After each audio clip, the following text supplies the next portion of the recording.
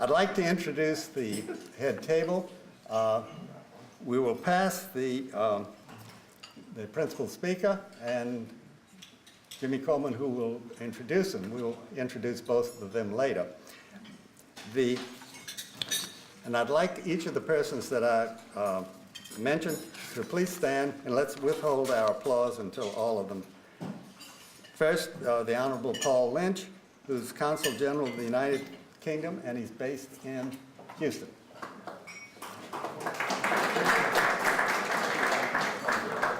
You can withhold your applause, because we have several more people.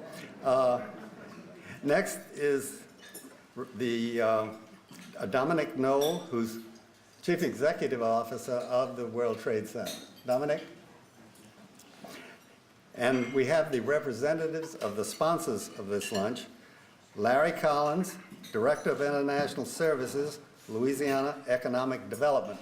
Larry? Please stand when I call your name so people can see you. Harold Wilbert, Marketing Research Unit and Manager, Port of New Orleans. Linda Prudhomme, Director of Economic Development, Port of South Louisiana.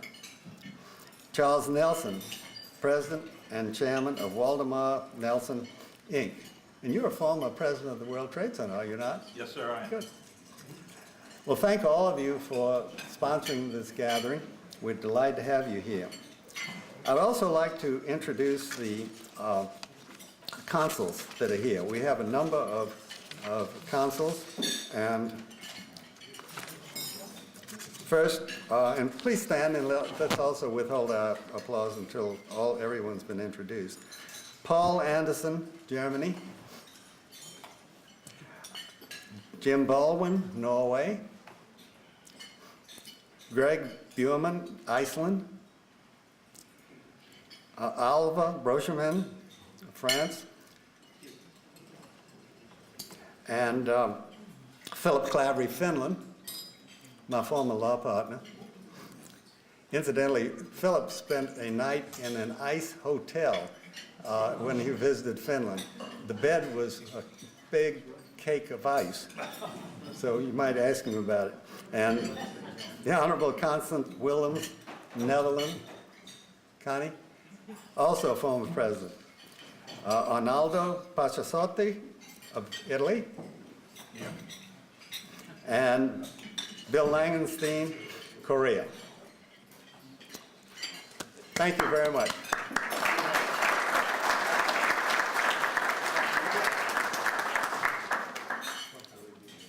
Next, I will introduce from the head table the Honorable James J. Coleman, Jr., who will introduce our speaker. Jimmy is a graduate of Princeton, Oxford, and Tulane. He is one of our leading businessmen and real estate developers. He can claim responsibility for the construction of many of our major buildings, and I cite the New Orleans Hilton, the Windsor Court, the Superdome Holiday Inn, and the Exxon, Freeport McMoran, and Chevron buildings. Those are all of our major buildings in the city. He's also Her Majesty's Honorary British Consul for Louisiana, and he will now introduce our speaker, Sir Nigel Sheinwald. Jim.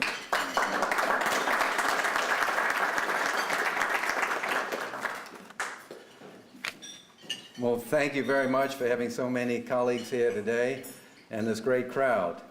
I think that we really are in for a very, very special occasion. As everybody knows, we have challenges in East, West, North, South in the world today. And we couldn't have a better man addressing us than the ambassador. He has spent, arrived as ambassador to Washington in 2007 and was here to see the new administration. He's been a very, very important part of everything that's been going on. Before that, he was the personal advisor for the Prime Minister of Great Britain, Tony Blair, and consulted with foreign affairs and with defense matters that came across his desk. He's been to Moscow, He's been to Africa. He's spent time as the permanent representative to the European Union in Brussels. And so you don't want to hear me talk, but he has a lot to tell us. And with that, I'd like to invite the ambassador to say a few words, and also I'm sure he'll be happy to entertain questions. And there couldn't be a better person to do that.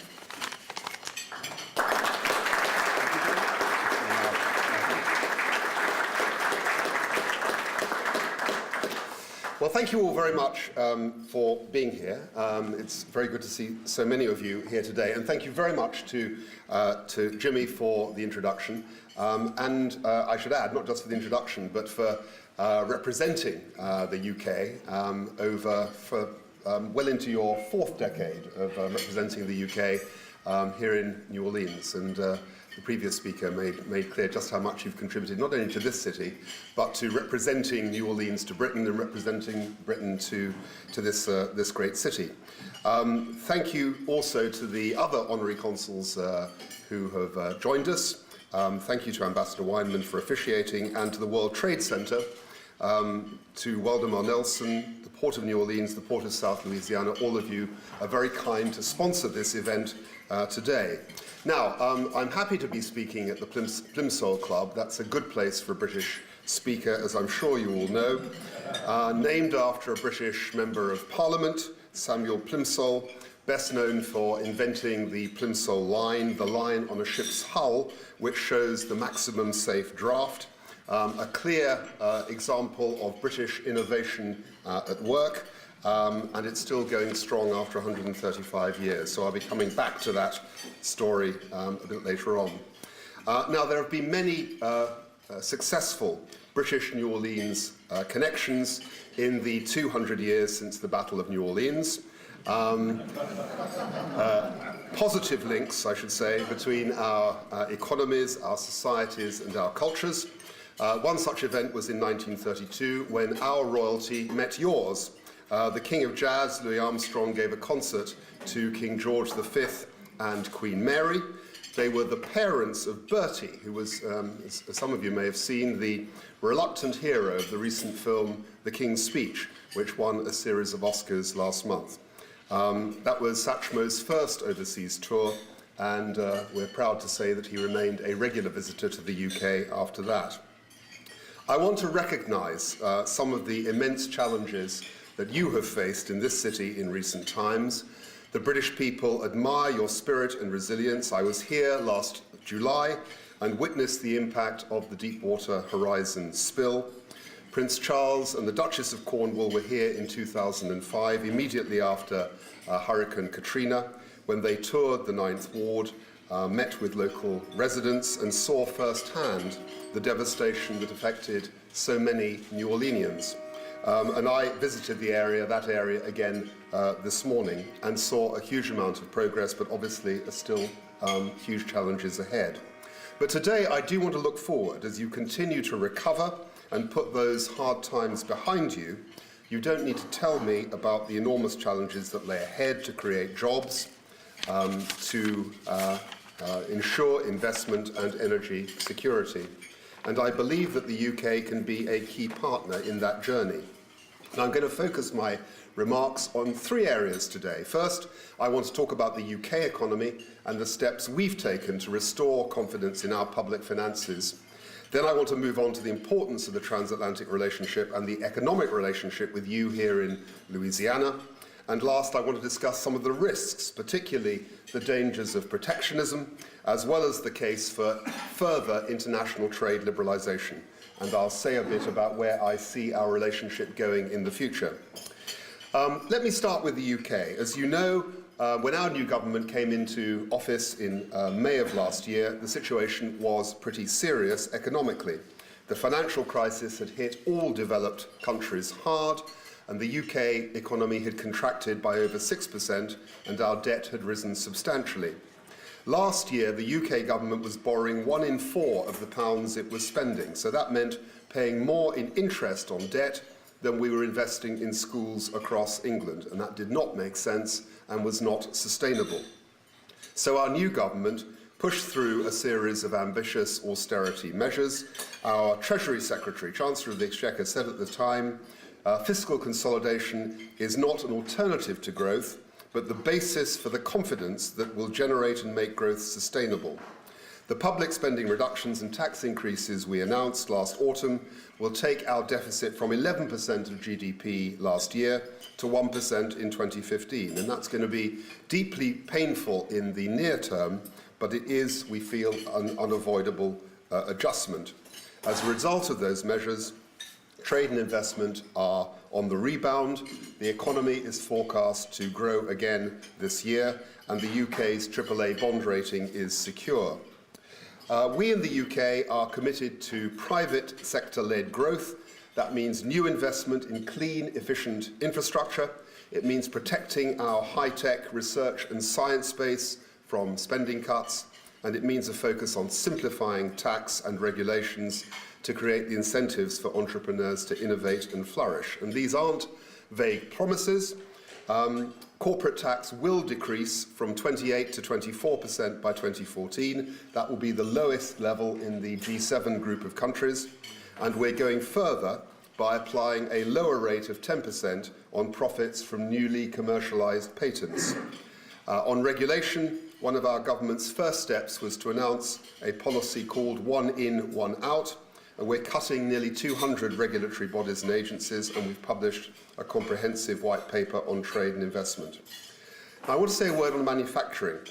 It's an under-recognised British strength, particularly at the high-tech end. In the face of intense competition from the emerging markets, the UK remains one of the world's manufacturing powerhouses. Manufacturing output rose by over 3.5% last year, particularly at the high-value end. And a company like Jaguar Land Rover will export $1.5 billion worth of cars to China this year. The fact that it's Indian-owned, while the jobs and skills remain in the UK, really isn't a concern. It's a harnessing of global investment and supply chain logic. The UK is a global hub for engineers, for architects and designers, working on everything from airports and offshore wind farms to Olympic sites and sustainable cities. And the US has a major stake in our success. Our aerospace industry is second only to the aerospace industry here, and 25% of Ford engines are produced in the UK. Now, I've already started to move on to my second theme, and that is the importance of the transatlantic economic relationship and why that still matters in the 21st century. The US and Europe comprise over half the world's GDP, with close to $5 trillion of business conducted annually. Our economies are more deeply integrated than any other regions. Now, of course, the world is changing.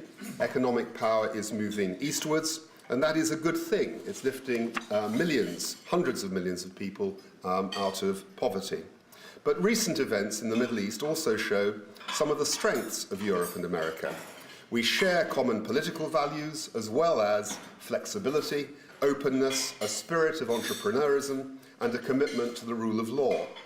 Anne-Marie Slaughter, a well-known academic at Princeton University, recently observed that in an information age where networks supplement, if not sometimes replace, hierarchical power, America's culture of openness and innovation will keep it central, and I think the same can be said for the UK and for Europe. The US and the UK possess one of the most substantial trade and investment relationships in the world. We remain each other's single largest investors. Around 1 million jobs in each country depend on the other's companies. And these are high-quality jobs. In the United States, pay is 40% more in British-owned companies than the average US household income. And at nearly $500 billion, the UK's stock of investment in this country is over 500 times China's investment in the UK, 500 times. The strength of our relationship comes from several factors, often absent with emerging economies. First, there's the level of our competitiveness in the high-value products. The US and UK continue to compete at the top of the value chain. Our strengths are in services. Waldemar's sponsorship of this event is a case in point. Services are around 70% of our economies, and in this area, we both run surpluses with China. But there's also advanced manufacturing and engineering, where we both continue to invest heavily. Second, we both value our skilled workforce. A World Bank report earlier this year found that countries that progress most successfully are the ones that manage their assets for the long term and invest in human and social capital. For our part, the UK recognises the vital importance of vocational skills, and we will be doubling out the number of apprenticeships to 75,000. Third, there's our shared culture of research and innovation. The top 10 universities in the world are either in the US or the UK, and that translates into world-leading research collaboration. More than 5,000 UK university staff have research links to the US, and with just 5% of the world's population, we account for over 50% of scientific citations and 39% of global research funding. Our collaborations account for fully 26 Nobel Prizes, and in 2010 alone, 8 of the 9 Nobel Science winners were from the US or the UK, 4 each. Now, a word on the UK-Louisiana relationship. These are our strengths. The dynamism of the transatlantic relationship is felt right here in Louisiana. Like the UK, Louisiana is attracting investment in new growth industries such as digital media and alternative energy, but continues also to invest in traditional industries such as chemical manufacturing and agribusiness. The UK and Louisiana possess an important trade and investment relationship that is rebounding strongly. $800 million in bilateral merchandise trade between the UK and the Port of New Orleans alone in 2010. That's a remarkable 37% increase year on year. And Louisiana is becoming an increasingly attractive location for UK companies looking to expand.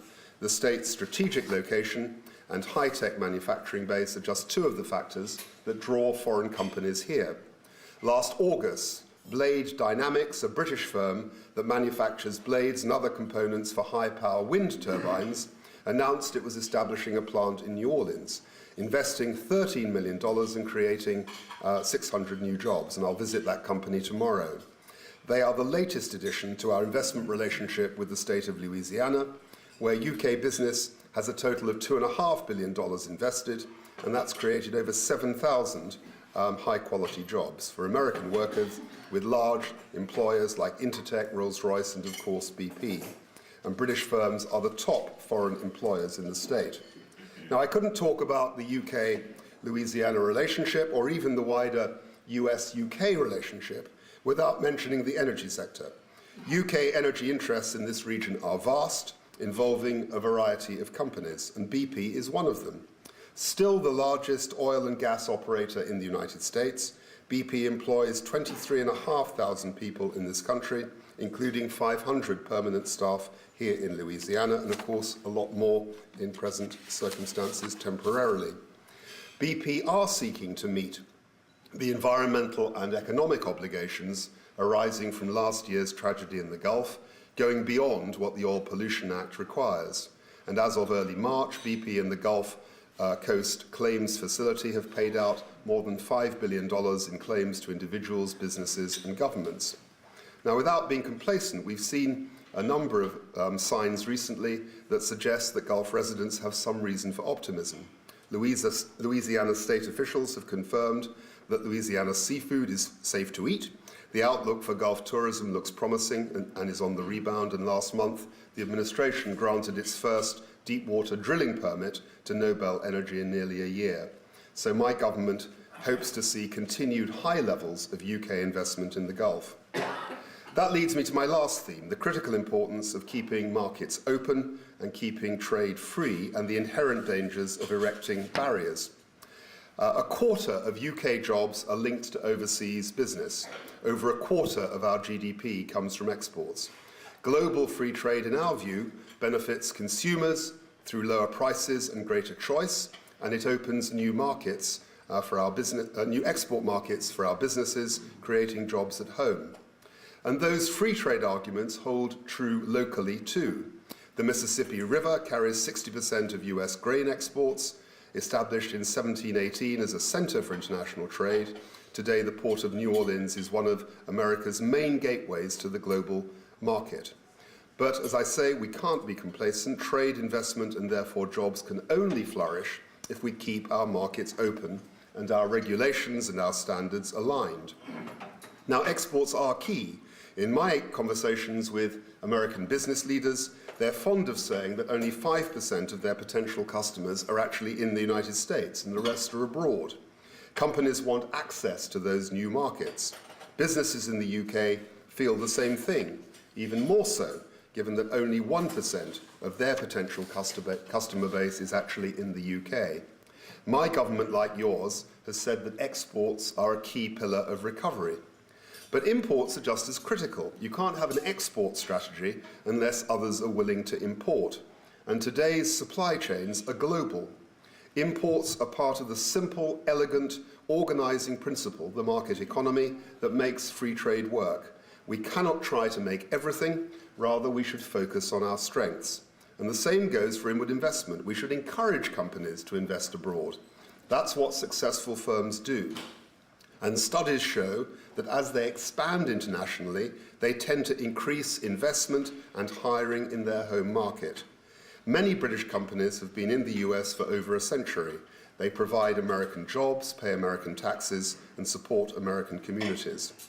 And it's not just the transatlantic partnership in economics and trade that's crucial, but trade and investment between all nations.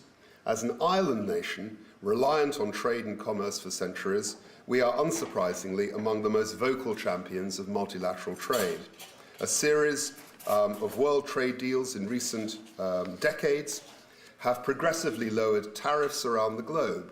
And the result is that in the last 18 years, global trade has roughly quadrupled from around $3 trillion to over $12 trillion, consistently outstripping growth. Now, there's not a single policy on the table today that would do more to drive forward your businesses and your local economy than completing the current multilateral trade round. That's called the Doha Development Round. It started in 2001 in Doha. It would be worth $170 billion a year to the global economy if it was completed. It would liberalize world trade in manufactured goods. It would bring cuts in agricultural subsidies. It would open up services markets, and it would simplify trade procedures in all countries.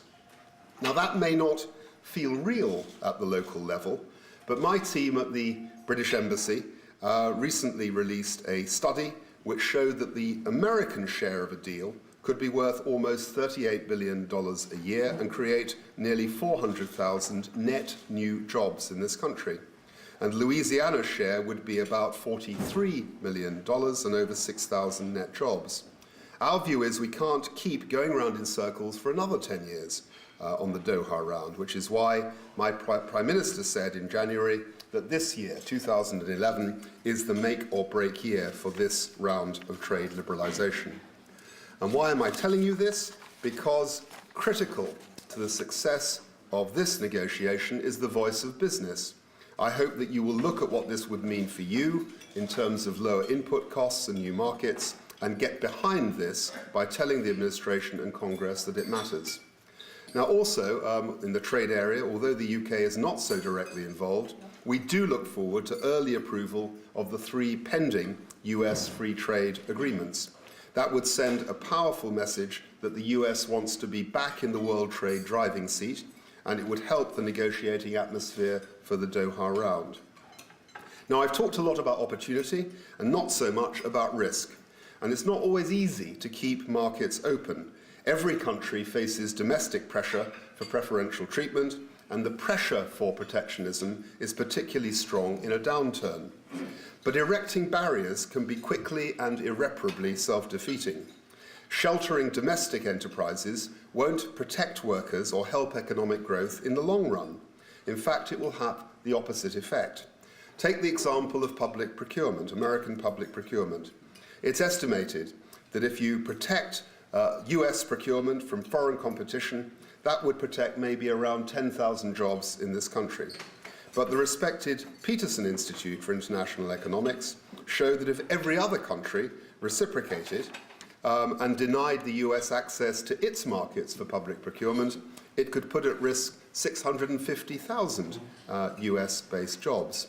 And the instinct that led to the Buy American provisions in the stimulus package in 2009 remain in Capitol Hill and elsewhere, and similar provisions do continue to creep into other draft legislation. An example of that was last year's proposed Consolidated Land, Energy and Aquatic Resources, or CLEAR Act, which sought to require any vessel operating in the United States' exclusive economic zone to be US owned and US flagged, and to have all offshore oil facilities built in the US. Now, we can understand the importance of safety concerns, but rules need to be fair, proportionate and realistic, and the nature of the global oil industry is such that the CLEAR legislation and others like it would have severely damaged Gulf investment and destroyed American jobs and livelihoods in the process. Fortunately, it didn't pass, but we've seen similar legislation introduced again this year. Now, such measures are often claimed to reduce risk, but I'd suggest another risk. We've seen in recent weeks the impact of Middle East instability on oil prices. That's affected us all through higher prices at the pump and has affected our food and other daily expenses. In this interconnected world, we'll continue to use and need Middle East oil and gas for our industries and economic growth for decades to come. So it remains important that we work together to ensure openness and create the conditions for our companies to invest in oil and gas production. And it's critical for both climate and energy security that we increase research into and manufacturing of clean energy and diversify our energy mix. Now, my conclusion is that I'm confident in the future of the UK-US relationship and the economic ties which underlie it. And I'm also confident that New Orleans is a city that will recover and emerge stronger than ever from the challenges of the past 6 years, and that your strong links with the United Kingdom, including our trade and investment relationship, will be an important part of that story. But that requires us to keep our markets open. It requires a firm commitment to free enterprise.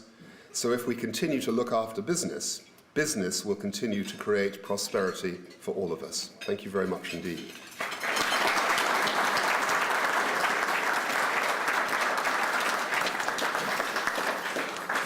I'm happy to take questions on anything really, within reason. Royal weddings all the way through to the Middle East, whatever you want. I see you're wearing orange. Do you wear orange all the time? Only on special occasions. You're right, okay. Connie Willems of the Netherlands. I don't know, and as far as you can comment on the UK's involvement in Libya, you can say something about that. It seems that you and France are taking the lead on this. Well, I think,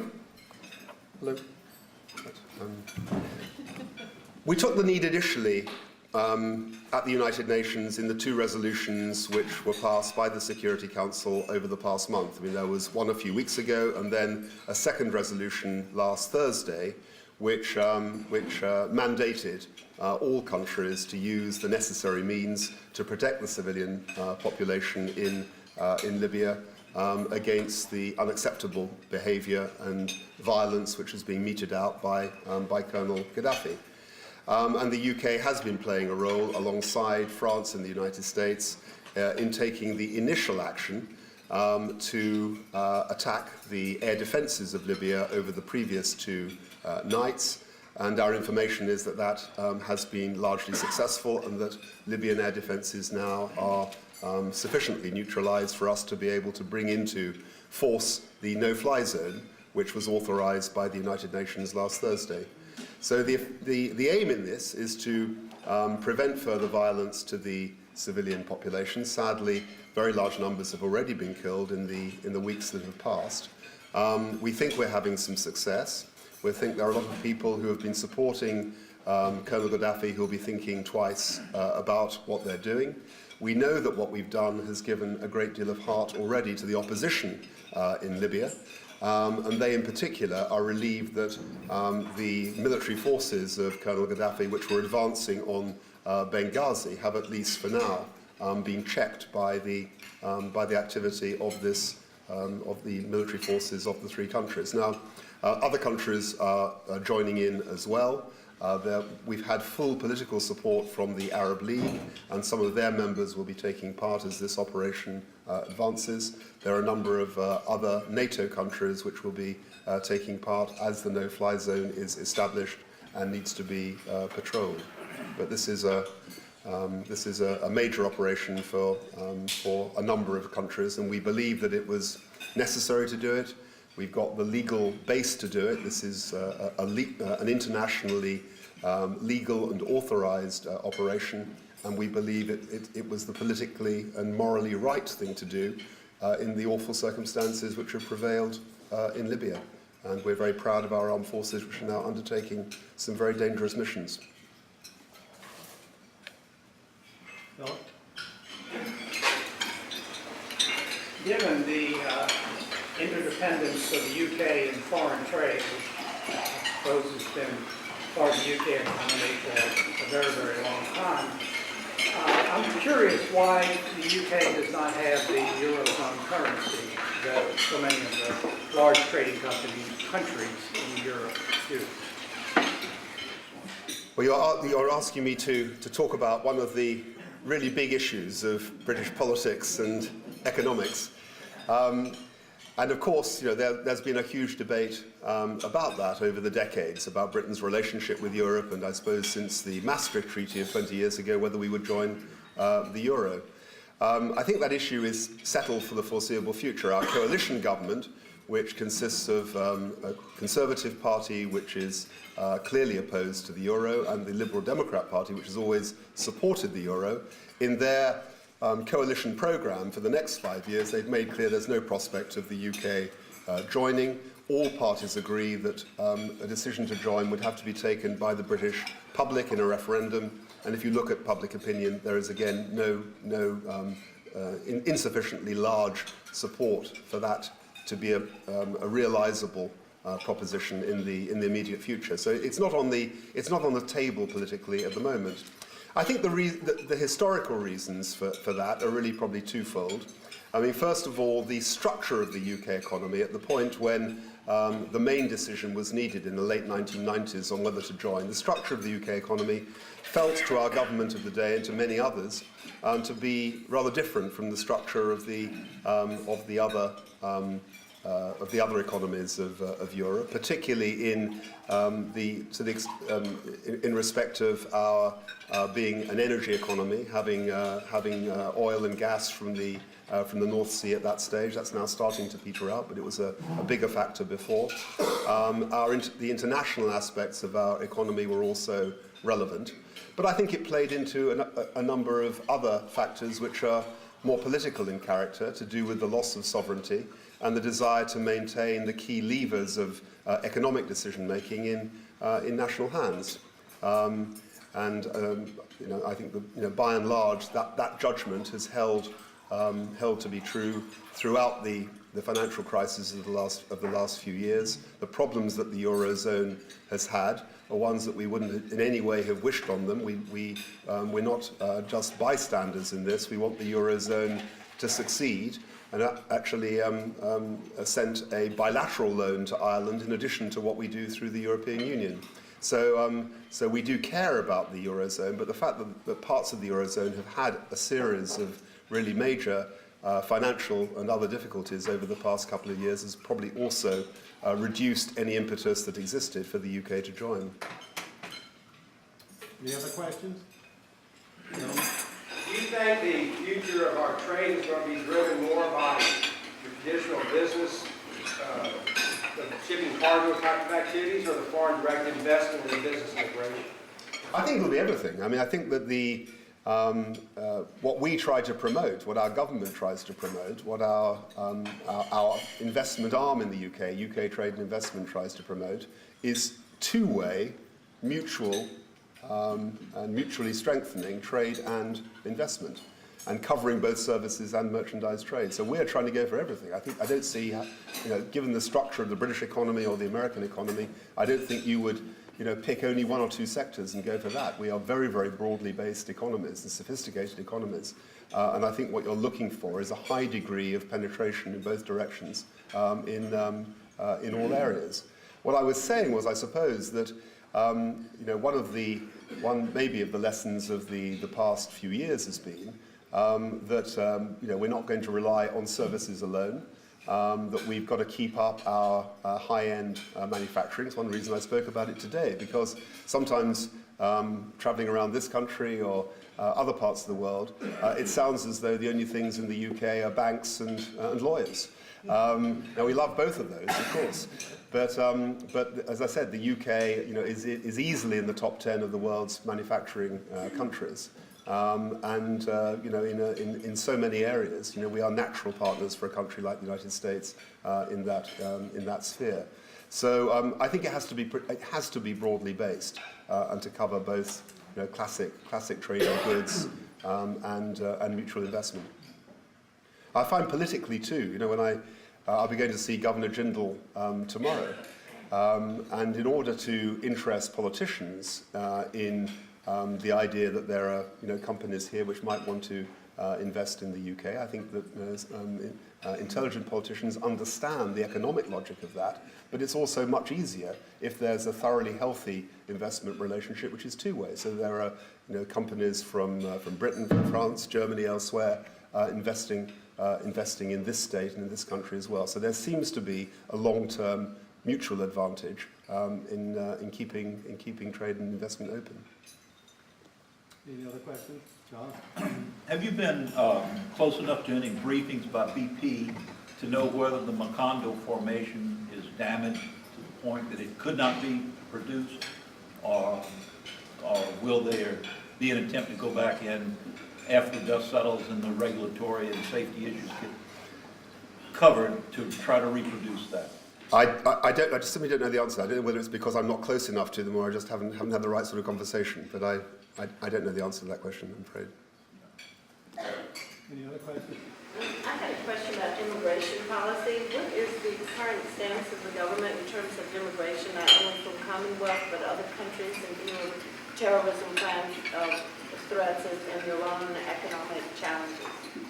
It's really related more to sort of economics and so on than it is to terrorism. But our government came in with a commitment to introducing a cap on immigration, except for the European Union. In the European Union, you've got an obligation to free movement of people. There's nothing you can do about the flows of people, say from Central Europe to Britain or whatever. And by and large, we've profited from that.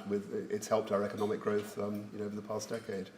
But as far as non-Commonwealth, non-EU immigration is concerned, whether it's the old Commonwealth countries or America or whatever it is, there is a sort of numerical cap on immigration, and a series of rules which have been put together as to the criteria for people to come on longer-term residence and so on.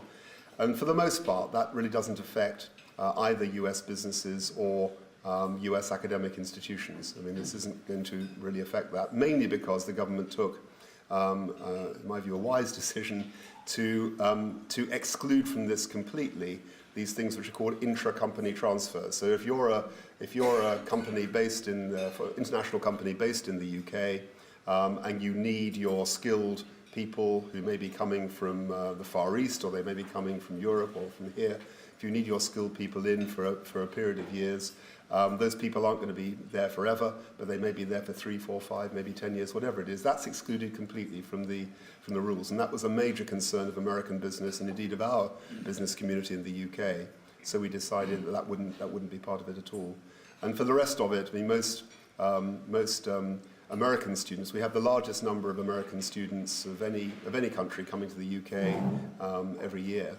And for the most part, those are people on degree courses, and those will continue to be recognised, and that won't be any problem. So I don't think it will affect the immigration flows particularly. And the concerns are the same problems you have here. And the concerns are about it's about the pinch factors on social services and housing and so on when immigration goes up significantly. And terrorism we handle in a slightly different way and using different techniques. We have time for maybe one more question. One more. Over here. McKay, Honorary Consul of Ireland. Concerning the tragedy in Japan, what effect do you think that will have on the future of nuclear fueling for not only England but for the European Union? Well, honest answer is I don't think we know yet. I mean, I can tell you what our position was before. I mean, we were one of those countries which had decided that we would have a new generation of nuclear build in the UK. For the reasons I gave in my remarks, that we want to keep a diverse energy base in the UK. Our civil nuclear element in that produces at the moment about 20% of our energy mix, and we want to keep that for the future. But it will require a new generation of nuclear reactors to do it, which are planned to be built over the next decade.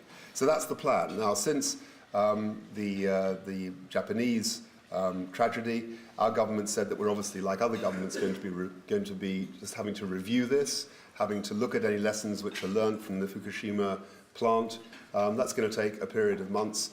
In any event, our decision-making on the design and the allocation of contracts, is in the future. It hasn't been done yet. So we haven't gone as far as some governments in terms of suspending or cancelling programs. But I think we'll just have to see and learn the lessons through the international agency in the months ahead. But our intention is that nuclear power will continue to be a part of our energy mix, so we avoid excessive reliance on any one element in that mixture. Thank you. If you can stay at the podium for a moment.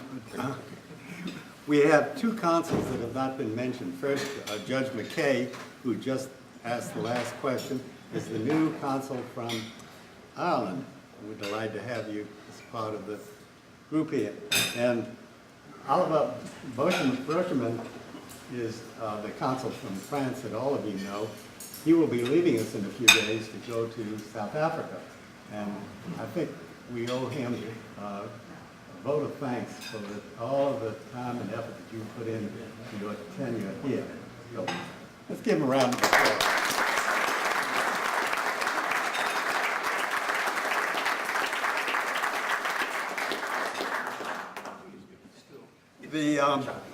It's now my great pleasure, on behalf of the World Trade Center, to bestow upon Ambassador Sheinwald the Order of the Plimsoll Mark.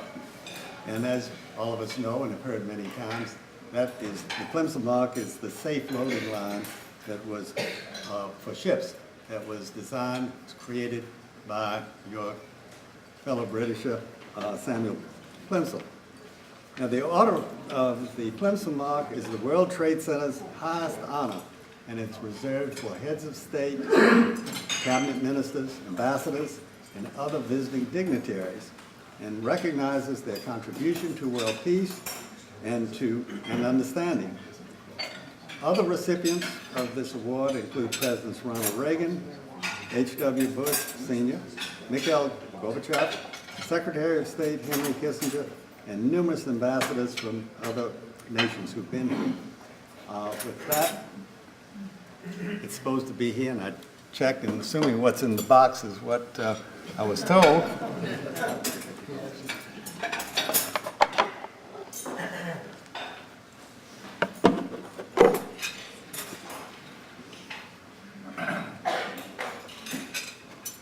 It's a beautiful medal. I hope all of you all will have a chance to look at it. You get it out of the box.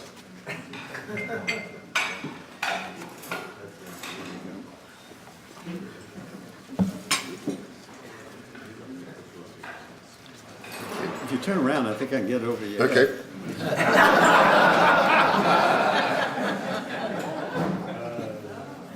Thank you very much. Yeah. You are tall. There we go. Thank you.